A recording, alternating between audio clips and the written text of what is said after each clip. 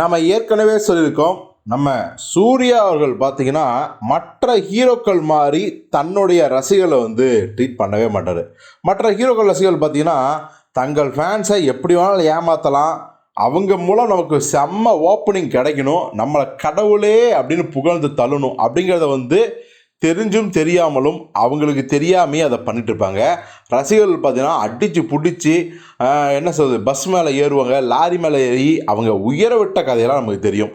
So இப்படிப்பட்ட ஹீரோக்கள் தங்களோட ரசிகர்களை ட்ரீட் பண்ணும்போது, சூர்யா அவர்கள் தன்னோட ரசிகர்களை தயவு செஞ்சு இந்த கட் அவுட்டுக்கு பாலாபிஷேகம் பண்ணுறது, இந்த மாதிரியான விஷயம்லாம் பண்ணாதீங்க, ஏதாவது பயனுள்ளதாக பண்ணுங்கன்னு சொல்லிட்டே இருப்பார். அதற்கு உதாரணம் தான் அவருடைய அகரம் ஃபவுண்டேஷன்ஸு.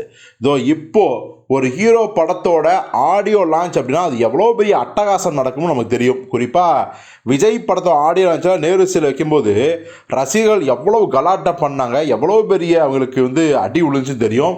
ஏன் பிகில் படத்தோட ஆடியோ லான்ச்லேயே நம்ம ரசிகர்களுக்கு பார்த்தீங்கன்னா பயங்கர அடி விழுந்துச்சு அந்த ஒரு இன்ஜினியரிங் காலேஜில் நடந்தபோது.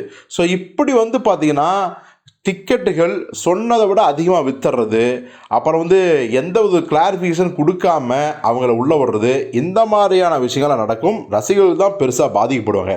ஆனால் சூர்யா பாருங்கள் இதில் எந்த அளவுக்கு தெளிவாக இருக்காருன்னா, இப்போது நாளைக்கு ரெட்ரோ படத்தோட பிரம்மாண்டமான ஆடியோ லான்ச்சு சென்னை நேரு ஸ்டேடியத்தில்.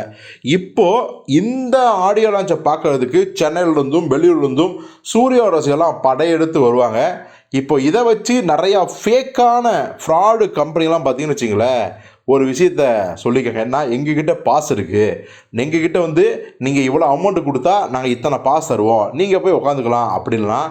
ஆனால் இதை கவனித்த சூர்யா தன்னுடைய 2D என்டர்டைன்மெண்ட் நிறுவனத்தின் மூலமே ஒரு தெளிவான அறிக்கையை விட்டார். இங்கே பாருங்க, இந்த ரெட்ரோ படத்தோட ஆடியோ மற்றும் ட்ரெயிலர் லான்ச்சு முழுக்க முழுக்க ஃப்ரீ தான், நாங்கள் பாஸ் தரோம் அப்படின்னு சொல்லவே கிடையாது. யாராவது பாஸ் சேல் பண்ணுறோம், காசுக்கு விற்கிறோம் அப்படின்னு சொன்னால் தயவு செஞ்சு நம்பாதீங்க. நாங்கள் எப்போவுமே ரசிகர்களை ரொம்ப ரொம்ப என்ன சொல்கிறது, வலியுறுத்தவோ கட்டாயப்படுத்தவோ மாட்டோம். ஸோ அதனால் நீங்கள் ஏமாறாதீங்க அப்படின்னு ரொம்ப அக்கறையோடு சொல்லியிருக்காரு. ஸோ சூர்யா ரசிகர்கள் பார்த்தீங்கன்னா ரொம்ப நெகிழ்ச்சி ஆகிட்டாங்க. ரொம்ப தேங்க்ஸ் தலைவா, இப்படி ஒரு கிளாரிஃபிகேஷன் கொடுத்ததுக்கு, இல்லைன்னா என்கிட்ட இருந்த பணமும் போயிருக்கும், நான் நேரில் பயங்கரமாக ஏமாந்துருப்பேன் அப்படின்னு. ஸோ இதனால தான் சூர்யாவை அவருடைய படங்களோட வெற்றி தோல்வியை தாண்டி பிடிக்குது அப்படின்னு ரசிகர்கள் தொடர்ந்து பதிவு போட்டு வராங்க.